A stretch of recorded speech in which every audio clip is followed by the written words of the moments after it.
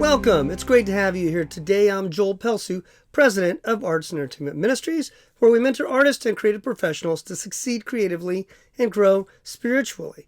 Now, if God has called you into the creative career, you need to know you are not alone. Check out our videos, our blog, and online courses down in the links below. We do this so you can get the clarity and confidence you need working as a Christian in the art world, in media, or the entertainment industry. And whether you live in a small market or if you work in a major market like here in LA, New York, or London, we are here for you. And before we jump in, I want to thank you so much for joining me. Please take just 1 second, hit the like button, and then subscribe to our channel.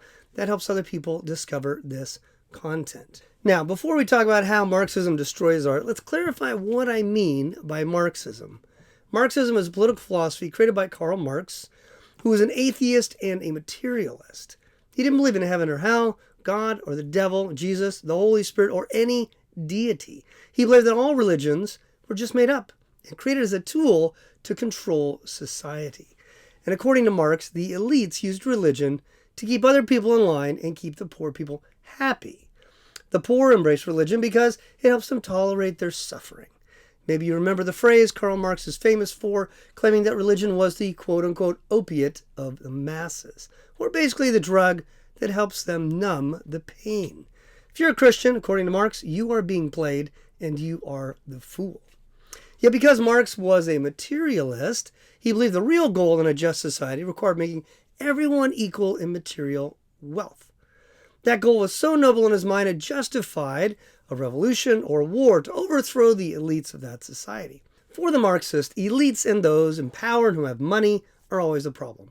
And it is assumed they always got to their positions through greed, fraud, and manipulation. And as a side note, if you think wealthy people oppressed you to make their money, tell me how Steve Jobs and the executives at Apple Computers oppressed you by creating the iPhone, the iPad, or the MacBook that you love and makes your life better. Or if you're on a PC, ask the same questions of Bill Gates and his associates. Or tell me how the executives at Google oppressed you when you used their search technology. Now, the wealthiest people in the world today did not get that way by oppressing you. They got there by providing the best products and services in the history of the world. Think about it. Jeff Bezos didn't force us to buy products from Amazon.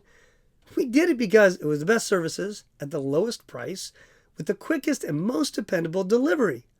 He just gave us what we wanted. All right, let's get back to looking at 4 ways in which this Marxism destroys art and creativity. First, Marxism demonizes patronage. If you're a Marxist, there goes any hope of a patron or an angel investor. Marx would have you destroy their homes before you take their money. First of all, anyone who has the money to be a patron must have, by definition, acquired their money by oppression, theft, or fraud. These are the people you're supposed to hate. This is why Marx made it clear that in a society like ours, all art should be activist art designed to attack and overthrow the elites. There's no other kind of acceptable art for a Marxist. The whole idea of a patron who funds your art and uses their resources to be a blessing to you is unthinkable, because Marx cannot imagine a generous, wealthy person. He has demonized them all. Second, Marxism destroys the market for art sales. Think about it. Marxism elevates the need for equal return or equity so high that it becomes the greatest good. What does this mean for your art? It means all of your art will be forced to be sold for the same price as anyone else. We don't see this in our culture yet, but this is only obvious and the necessary outcome of a Marxist culture. Every kind of business must be monitored and controlled by the state. But wait, it gets worse. In the current climate of critical race theory, it would also demand the most privileged artists should never make more money than any other artist, and they shouldn't even be bought by museums or patrons.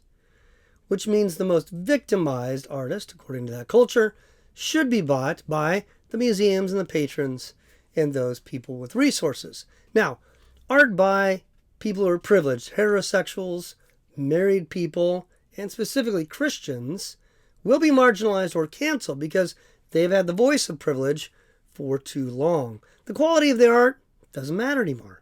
The only thing that matters is the color of their skin and the level of their perceived privilege. The very talent, creativity, and imagination that makes your art so unique and powerful are now unimportant. Who cares? The real way to measure value is found by reducing your art and you to politics, race, and socioeconomic factors. You're now a cog in a political wheel. This is where Marxism always leads. Capitalism is not perfect, but the free market is where great artists thrive, and many artists earn a living wage or better.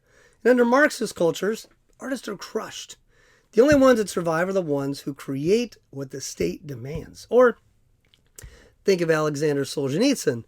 They escape the oppressive regime to write about how awful it is after they find somewhere else to live in exile. You see, Marxism destroys art because in the end it's all about power and control, and art never thrives in such an environment. Third, Marxism destroys creativity. When all art must serve a political ideology, everyone loses. But the greatest loss is for the artists. No longer is the creativity unfettered by political pundits. No longer are they free to say what they want or to follow an idea or an inspiration wherever it leads. No, all art must support the political philosophy of the day. See, Marxism has no room for any other ideas. It knows no grace. It knows no love. It only knows hatred of the elite they seek to overthrow and hatred of anyone who does not fall in line and begin to hate everything they hate. If you know your art history, you know that artists, like everyone else, thrive when there is stability and order. Artists find more freedom when they don't have to worry about corrupt politicians and wars and economic turmoil. And they thrive when they can sit in their studio and create instead of running for their life or living in fear. Artists also thrive when they are motivated by love instead of hatred. If you've been through online courses, you know that our greatest freedom comes when you're motivated by love and when you love your audience. Marxism demands that your art is fueled by hate. Hate of the elites, hate of everyone who doesn't toe the line. This is no way to inspire artists or create freedom for artists to pursue whatever ideas they come up with. Fourth, Marxism reduces art to activism. Like a feeding frenzy on Shark Week, corporations and media outlets are now pushing artists to make political messaging explicit and obvious. And this is more of a Marxist technique.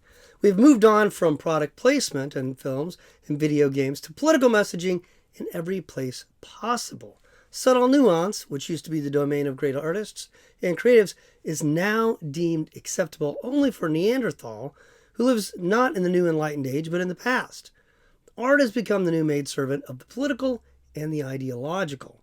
Whereas the writers in Hollywood of decades past had subtly portrayed wealthy businessmen as greedy or conservatives as foolish, now they portray them as pure evil.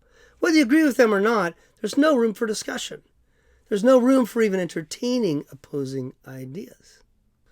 The more aggressive Marxists are in the culture, you will realize that dialogue is dead.